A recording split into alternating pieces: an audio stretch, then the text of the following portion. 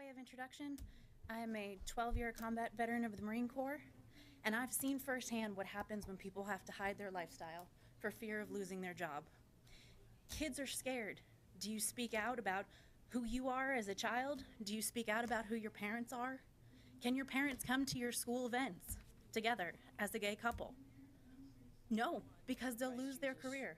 They'll lose. My son Rhodes and my daughter Gentry wake up to a Georgetown where they have no sure protection from being denied housing, jobs, or discrimination simply because they are who they intrinsically are. Exhibit A for why the ordinance is needed is on display in this very room and outside in these halls. But if this ordinance is passed, it sends the wrong message to Georgetown. As I see it, this proposed ordinance moves the moral boundaries of our community. It's also intolerant toward those who disagree with the LGBT community. Where will the rights of the Christian-based business and organizations be? Oh, one other comment. God created a man and a woman, not a man and a man, to create more humans. For national origin, we do not need additional regulations or ordinances. And I feel that this ordinance defies the basic moral standards upon which this nation was founded. Thank you, sir. I have been a homeowner in Georgetown and Scott County for 34 years. And I'm also an openly gay ordained elder in the Presbyterian Church. The fact is that gay men and women are your teachers, are your doctors, are your plumbers, are your librarians, even the people that you sit next to at church. I know when I was born that God made me just the way I am. God loves me just the way I am. And God makes no apologies for creating all the gay people worldwide. But after 34 years, please don't tell me that Georgetown is a town of discrimination and bigotry. I was surprised to hear people talking basically what sounds like for or against gay people. Well, I'm for all people, but I want to make a very different point, and it's economic. Don't make Georgetown one of those little podunk places that are not with the times. You know, things have changed. There was a time where it was acceptable to tell a black person they can't eat at the counter, to tell them they can't be in a hotel. You know, that's not who we are. That's not who we want to be. And if you can't have compassion in your heart for the fairness of all people, try to look at it from the economic standpoint, because we do not want to be that town. Religions, Christian, Mormon, Jehovah's Witness, and Muslims all believe that homosexuality is wrong, no matter what an individual progressive church might present. By passing this ordinance, you will be mandating to more than 75% of the citizens of this city who claim strong religious views that they must accept the government's definition over God's description of what is right and wrong. Are Christians free to act on what they believe? Or is it merely the LGBTQ community who is free to act on what they believe? Should Christians merely fall in line as a second-class citizen? This is a systematic and protracted campaign against the rights provided to citizens in the First Amendment and against people of faith in America. Is the LGBT equivalent to race? As a pastor, I could readily show you a biblical answer. Rather, I will close with this truth from the medical and scientific community.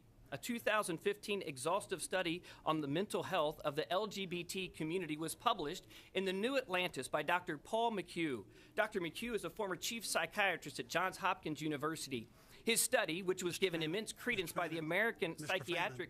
You're at 7.5 minutes now. If you could come to a close, you've spoken much longer than anyone else. Fair enough. Fair enough. The point is this. Dr. McHugh summarizes at the end of a 285 exhaustive study by saying this: some of the most widely held views about sexual orientation, such as the born that way hypothesis, simply are not supported by science. I've got a number of concerns. The first is that it seems to drag private sexual behavior into the workplace, at least the provision that talks about protection in employment. It makes behavior a protected status, which is very different from protecting race, ethnicity, or gender, which are inborn, benign, non-behavioral characteristics. I'm here to actually just speak the truth and just say that this law that people are trying to be passed is it's not biblical. I'm not here to talk about this from a church point of view, but just to state that it's not quite fair, if we're talking about fairness, to expect us as Christians to give up our rights that are guaranteed by the Constitution in order to provide fairness to someone else, when it takes away the fairness that many of these other people have talked about. Except for that time that I was in the military, I've been a lifelong resident of this community.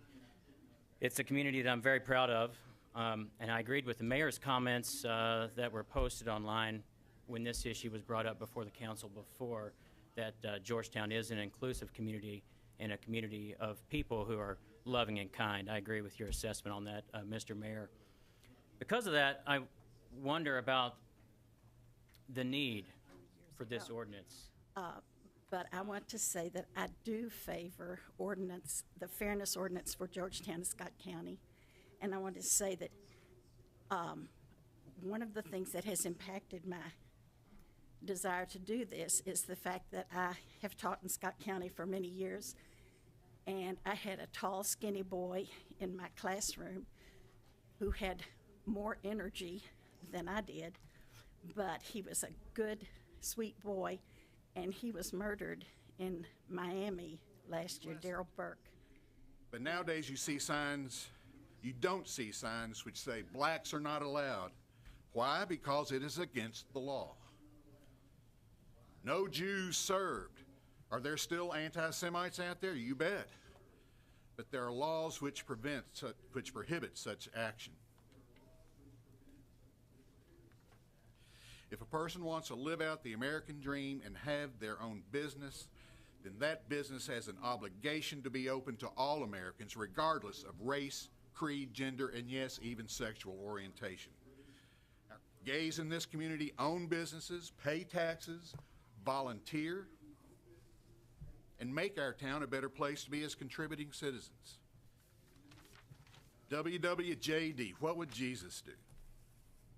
Jesus' message of acceptance and love has been swept away by the politics of fear, in my opinion. And I was living a very peaceful, quiet life until I heard about something called the Fairness Doctrine. I'm offended.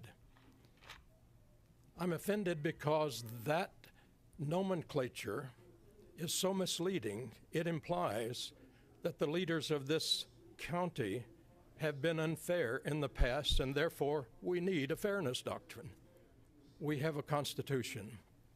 We have the Bill of Rights. That guarantees the fairness that we need. So we do not need such an ordinance. Please be very careful in the use of your power to not impose upon the majority an agenda that is not what it appears to be. Thank you. Thank you, Mr. Pitts. Next on the sheet is Miss Linda Glass.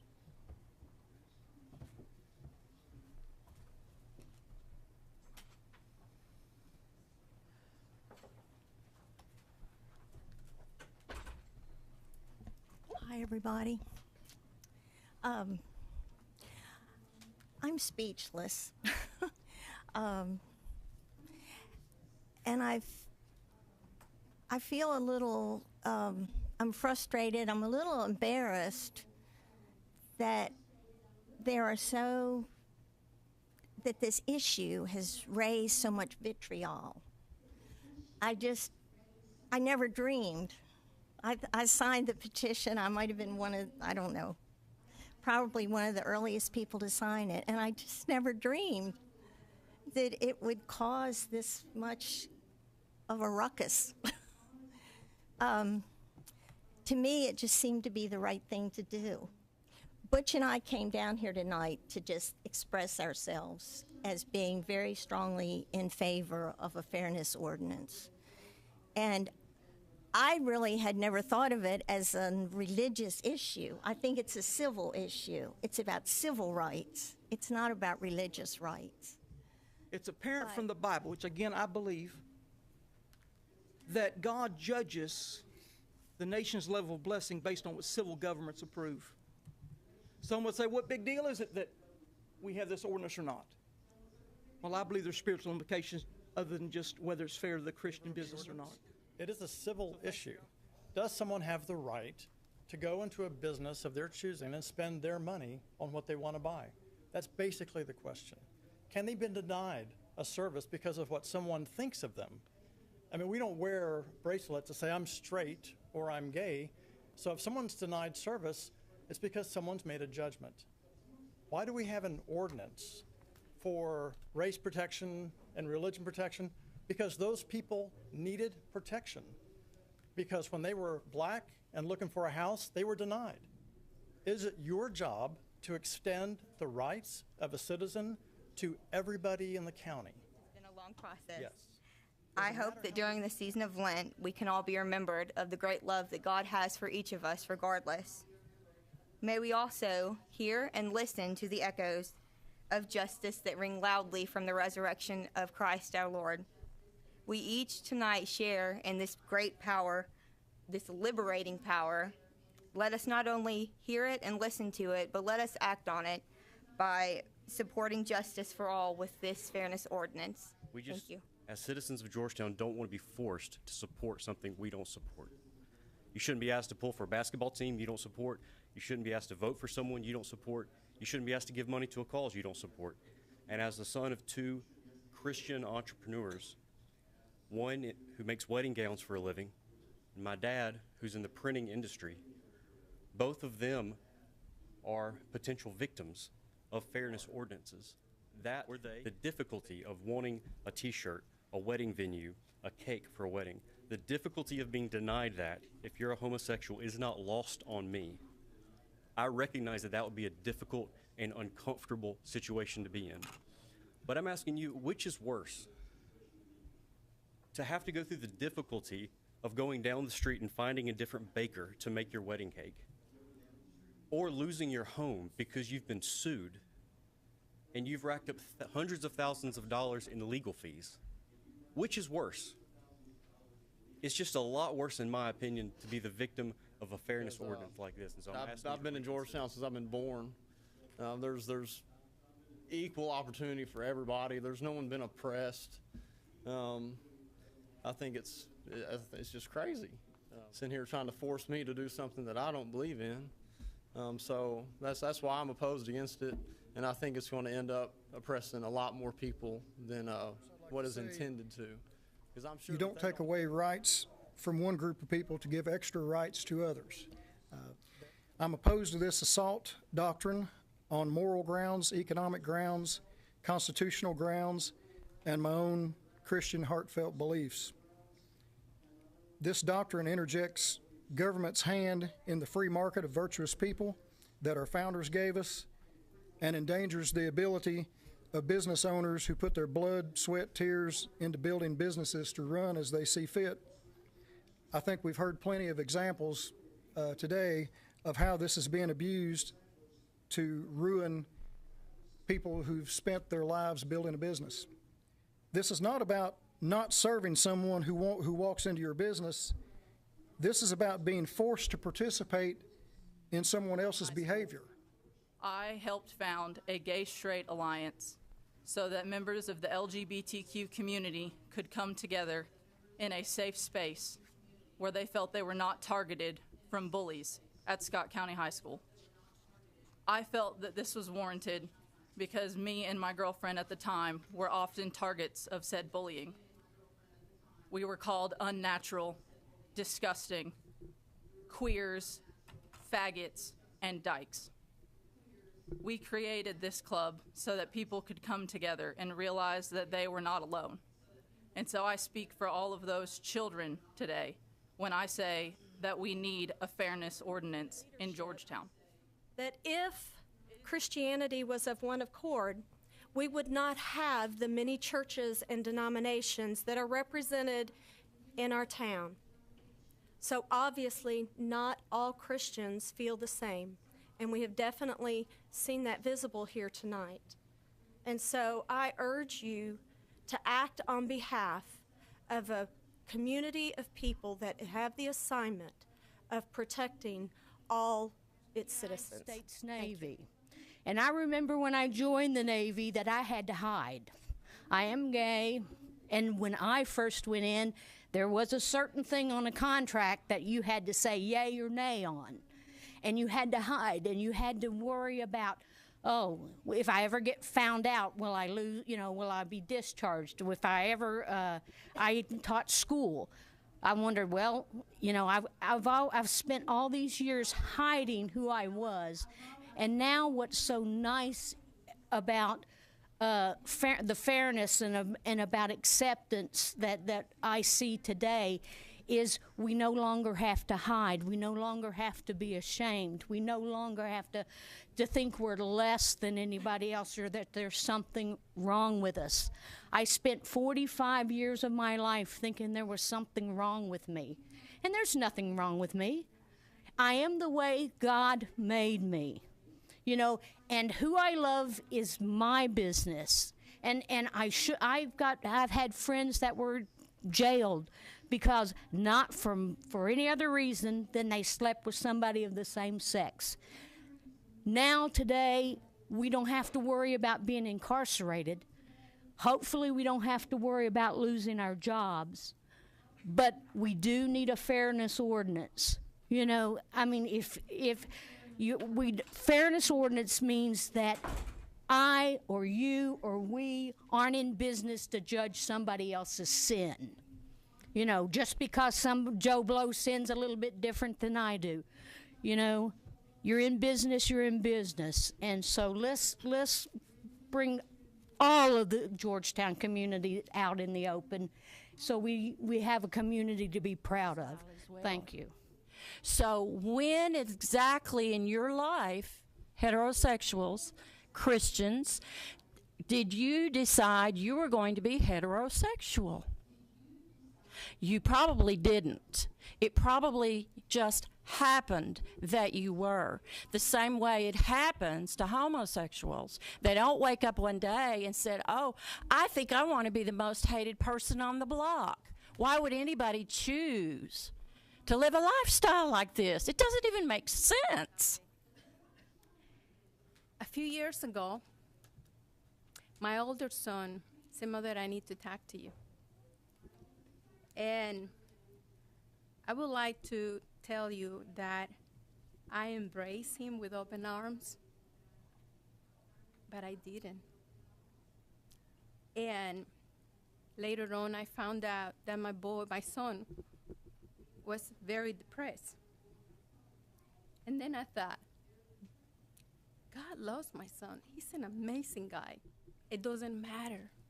I need to love my son just the way he is. Because he's kind, he's gentle, he's an amazing person. Anyhow, over the years, we chose, when we first came here, to do something very unconventional and something very different at that time. We chose to homeschool. And at that time, that wasn't very popular, but I will say that doing something very different in this community, we were loved, accepted. My children had many opportunities, and through the years, we have seen a place that has embraced people from all walks of life who chose many different avenues of life. And in fact, I do know many people here today and have lived a long time with them in this community. I have not experienced unfairness. I believe that we're all covered under the Constitution to live according to our conscience, and not everybody's going to embrace that. Not everybody understood a different lifestyle that we chose for our family. However, I had the right, because of the Constitution of this land, to live according to my convictions. And I'm thankful for that. And that's what I would like to see you all protect. We're all covered under that. But to give special, I think that diminishes the rights of the majority. This ordinance does not affect me directly. I am straight. I am married to a man. But I, as a mom, when I think about my kids growing up here, I don't know who they'll be, but I know that they'll be whoever God created them. And I want them to know that this is a community, that they are safe, that they are loved. And as their mom, I don't want to feel, if one of my children was gay, that we couldn't stay. I've been here my entire life, and this is my home, and this is where I've grown up. I have been president of the Gay Straight Alliance Club at the high school for the past 3 years, and I have seen personally the current state that the high school is in and its students are in. And it was getting better for a while, and now we've gone back down a path that is not exactly positive. The issue with this is that I can count on my hands and on many other people's hands, because I couldn't count them on just mine, the amount of people who have told me that they are suicidal because of the fact that they can't feel safe or protected in the high school that they're in. And so I think it's unfair to say we will treat you a specific way if you do not pass this ordinance. To me, it tells me it's an unfair ordinance and not a fair ordinance. More than anything, is our Bible's been written over 2,000 years. And if you look around the world right now and see the problems, what's happening, it's describing this step is just one step for perilous times to come. I have lived in Georgetown my entire life. I've always felt welcome, and I'm very fortunate because of that. I keep hearing a lot of people saying, well, I haven't seen the discrimination. I've lived here my whole life, and that's wonderful. I'm so glad that they haven't, but the fact that it hasn't happened to you doesn't mean that it doesn't happen. And if it happens, and I don't think that this ordinance is asking for extra rights for the homosexual community. I think if they were asking to not pay taxes like the church, that would be more apt for some special rights. Thank you for your time. I'm sitting here listening to some of the younger kids from the high school. This is nothing new. I'm 51 years old. When I went to high school, we had folks in our high school that were gay or lesbian. This is nothing new. What alarms me is what I keep hearing about is all these suicidal thoughts. I think maybe we need to have a different discussion other than fairness. Maybe, and I hate to say it, but maybe we need to invest more in mental health and help some of these people. You know, you claim to be who you are, be proud of it. I'm proud that I'm from Albuquerque, you know, that I'm a citizen of the United States. It bothered me that people thought I was from Mexico because somehow they felt I was here illegally. Again, I don't think that anybody here, you know, I don't discriminate against anybody. As a matter of fact, I'm a small business owner myself. I have worked for gay men before in the past. I didn't discriminate about working for them. I chose to do it. It was a job. That does have to be taken into consideration also. You know, it's a choice of who you serve, in other words. That was my choice. It was a matter of income, you know, of keeping my business going. So I don't feel like we need to, I don't know, tell people who they can and cannot. I mean, that's their choice. In other words, we all have choices in life. And I guess I'm just trying to say, own up to who you are.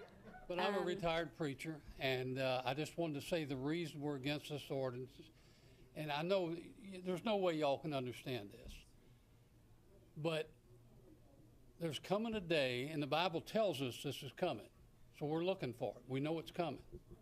There's coming a day that when we look for a pastor, assistant pastor, something like that, and somebody comes in and they happen to be a woman, there's going to be a law that we can't say no. If we say, I'm sorry, we believe the Bible teaches us it's to be a man, that's to be the pastor. Or if somebody comes in and they're gay, but they want to be the pastor, like the lady in here earlier. I mean, that's fine. I mean, whatever their church wants to do, I don't have a problem with that. I have a problem when you, as an organization, pass a law that tells us that we can't discriminate against anybody. I mean, you know, it'd be like me coming to you and saying, by the way, I was born a bank robber. I can't help myself. But you have to hire me. You know, I go down into the bank and want a job down here. I've robbed 3 banks. I was born that way. I can't help myself. Now, I know it's not going to get that stupid. At least I hope not. But it's almost that bad. First, this topic makes me emotional, not because I am gay, because I'm not, but because I have a dear friend and a mother and a sister who lost a sister because of so many bad things that just happen in life. And I get it. But I need us to all rewind to 70 years ago when I was an abomination.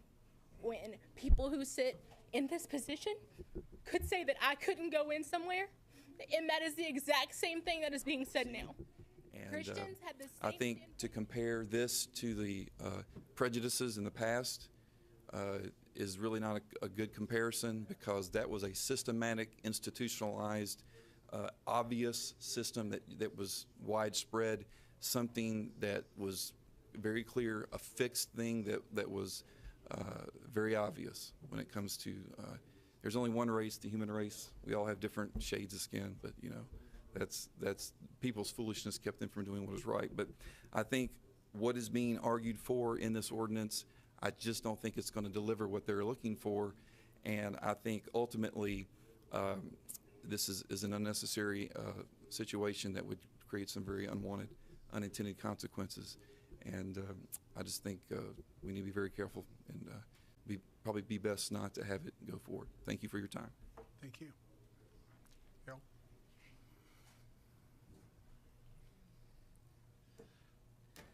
Well, I want to take us back to what this is really about. Well, here, just for the record. For those of you who don't know me, my name is Harold Dean Jesse. I was born here 57 years ago at John Grace Ford Memorial Hospital. Went to college here, graduated from the public school system here. I'm a gay Georgetown resident and have a wonderful husband. His name is Stephen. We own a business here. We've invested over $1 million in the downtown here, our own money. Continue to invest in some properties that otherwise would deteriorate, and we will continue to do that. And it's been said here how wonderful Georgetown is, and it is. This is a loving place. But people like Stephen and I, it would be hard pressed for you to do something against us for being gay. Go ahead and try it. But that has happened to us. And the police chief back here can attest to what I'm about to tell you. We have the most sophisticated security system that you can buy in the United States. And the reason for that, when we got married in Georgetown just a year ago, someone threatened to kill us. And it was a serious threat. We're not asking for extra rights. We're asking for the same as all Americans. Housing, employment, service and public accommodations. 2 young men in this town in national food chains attacked because they were gay. Another young man, simply doing his job, was attacked at a national chain in this town because he was gay. Don't tell me these things don't happen. They do. Some people don't want to hear my truth. But we live it. But all that being said, even the threats against our life, that is nothing compared to these kids who go through life concerned that because of being who they are, they're not worthy, and they do commit suicide, even in Scott County. So let's get our heads out of the clouds, and let's get down to business here. It's not about religion, but religion's been brought in here tonight. It's about public spaces. If you have an apartment complex and you don't rent someone because they're gay, that's not right. if you lose your job or can't get a job because you're gay, that's not right. If you go into public accommodations into a business that has a tax license in the city of Georgetown and they don't serve you because you're gay, that's a problem. Now, that's what we're talking about here. Tonight, I've heard a lot about bullying and name calling, the gentleman that was murdered in Florida, and different things like that. I know there's no particular bill that you all are considering or ordinance that you're considering, so we can't read the language or know exactly how that would affect Georgetown. But I fail to see, I guess, how that type of an ordinance would really affect a bullying culture or name calling or threats or those types of things.